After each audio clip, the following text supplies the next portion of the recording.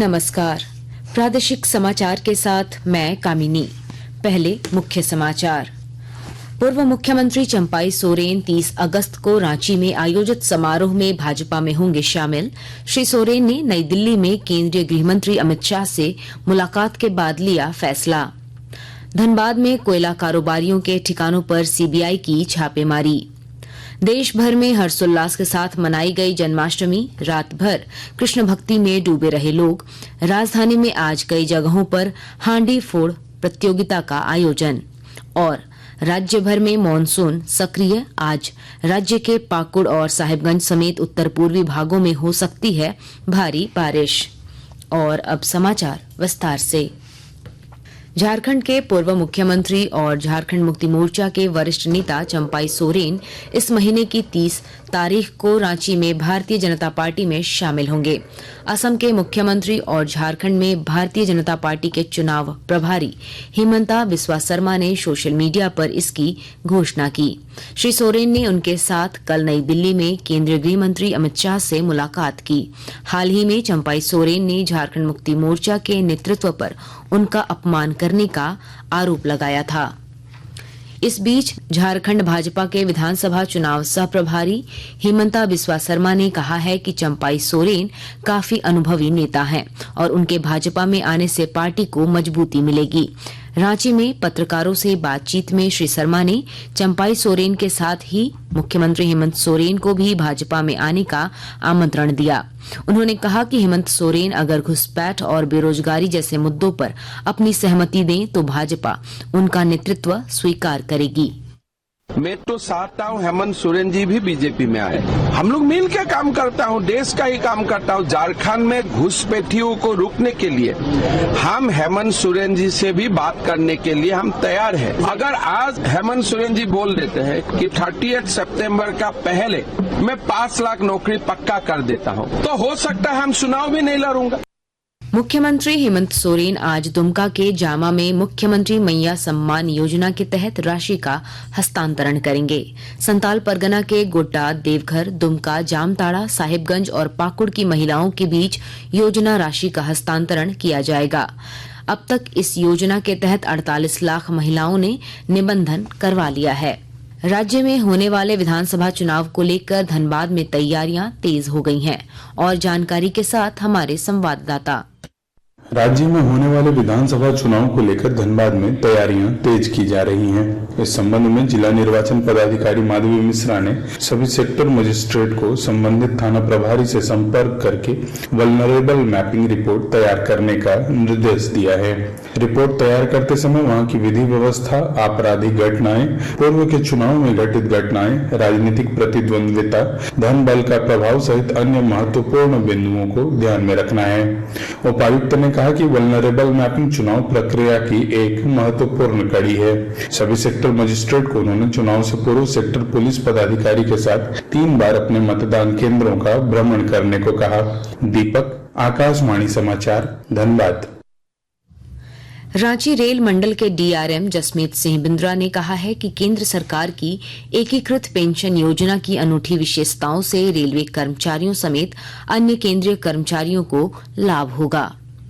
50% जो आपकी basic salary का है, जब आप रिटायर कर रहे हैं, लास्ट 12 महीने का एवरेज मंथली पे, उसका 50% आपको एश्योर्ड पेंशन रिटायरमेंट के बाद। दूसरा है assured family pension. Assured family pension का मतलब कि अगर आपकी डेथ हो जाती है तो 60% of the pension of the employee का 60% उसकी फैमिली को एश्योर्ड फैमिली पेंशन मिलता रहेगा। दूसरा है मिनिमम एश्योर्ड पेंशन। अगर आपकी 10 साल की सर्विस है, उसके बाद आप रिटायर होते हैं या वॉलंटरी रिटायरमेंट लेते हैं, तो उसका कम से कम 10,000 रुपया पर मंथ तो आपको पेंशन मिलेगा ही मिलेगा। चौथा है इन्फ्लेशन इंडेक्सेशन और 5वां है डियरनेस रिलीफ।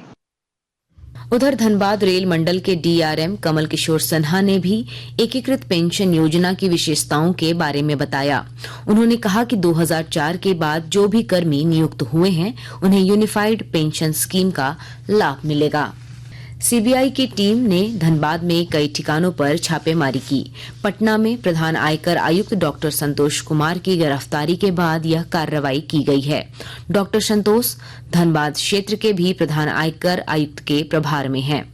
उन पर आयकर से जुड़े मामलों में राहत दिलाने के नाम पर वित्तीय अनियमितता का आरोप है।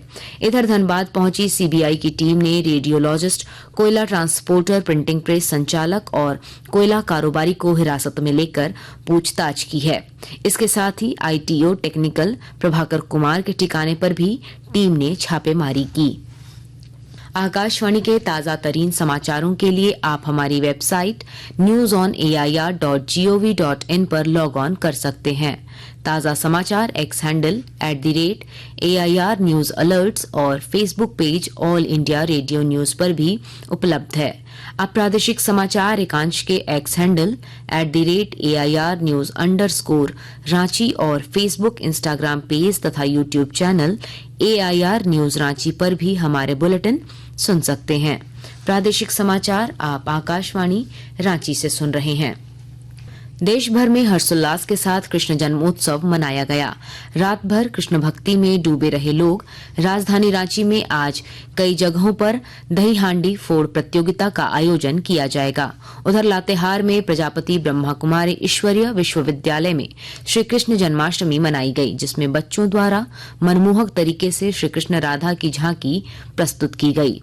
बाद में कान्हा को माखन मिश्री की भोग लगाकर सभी के बीच बांटा गया। देवघर के उपायुक्त विशाल सागर व पुलिस अधीक्षक अजीत पीटर डुंगडुंग की अध्यक्षता में देवघर सर्किट हाउस में एक प्रेस वार्ता आयोजित की गई। प्रेस कॉन्फ्रेंस में डीसी विशाल सागर ने कहा कि श्रावणी मेला 2024 में 19 अगस्त तक कुल 47 लाख से अधिक लोगों ने बाबा वैद्यनाथ पर जलार्पण किया। जमशेदपुर विमान दुर्घटना के 6 दिन बाद भारतीय नौसेना की टीम ने चांडल डैम में डूबे एयरक्राफ्ट को निकाल लिया है। बीती रात 11 बजे के आसपास विमान के मलबे को बाहर निकाल लिया गया। दुर्घटनाग्रस्त विमान के मलबा को जांच के लिए जमशेदपुर ले जाया गया है। राज्य भर में मानसून सक्रिय है। आज राज्य के पाकुड़ और साहिबगंज समेत उत्तर पूर्वी भागों में भारी बारिश हो सकती है। इससे पूर्व कल राज्य के 3 जिलों पलामू, गुमला और लातेहार में अच्छी बारिश हुई।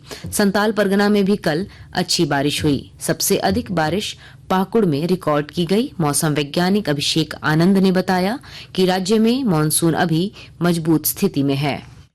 ये जो लो प्रेशर एरिया है, इसका मूवमेंट की वजह से और मानसून ट्रफ है, उसकी वजह से भी झारखंड में जो बारिश की स्थिति ठीक रहने की संभावना जताई जा रही है। और आप देख रहे हैं कि अभी आने वाले दिनों में एक तो डिस्ट्रीब्यूशन भी काफी अच्छा है और रेनफॉल भी हेवी के भी कुछ जगह पे चांसेस हैं।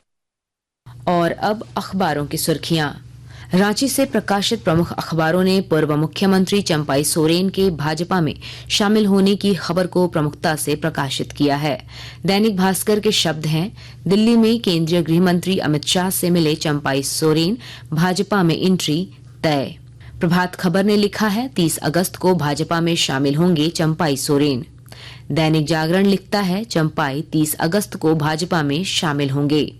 हिंदुस्तान ने ईडी की लेक व्यू अस्पताल के संचालक बबलू खान से घंटों पूछताछ की खबर को पहले पन्ने पर जगह दी है। रांची एक्सप्रेस की सुर्खी है, जेजेएमपी के 3 नक्सली गिरफ्तार, हथियार बरामद। अंत में मुख्य समाचार एक बार फिर। पूर्व मुख्यमंत्री चंपाई सोरेन 30 अगस्त को रांची में आयोजित समारोह में भाजपा में होंगे शामिल। श्री सोरेन ने नई दिल्ली में केंद्रीय गृह मंत्री अमित शाह से मुलाकात के बाद लिया फैसला। धनबाद में कोयला कारोबारियों के ठिकानों पर सीबीआई की छापेमारी। देश भर में हर्षोल्लास के साथ मनाई गई जन्माष्टमी। रात भर कृष्ण भक्ति में डूबे रहे लोग। राजधानी में आज कई जगहों पर दही हांडी फोड़ प्रतियोगिता का आयोजन। और राज्य भर में मानसून सक्रिय। आज राज्य के पाकुड़ और साहिबगंज समेत उत्तर पूर्वी भागों में हो सकती है भारी बारिश। इसके साथ ही आकाशवाणी रांची से प्रादेशिक समाचार का ये बुलेटिन समाप्त हुआ। नमस्कार।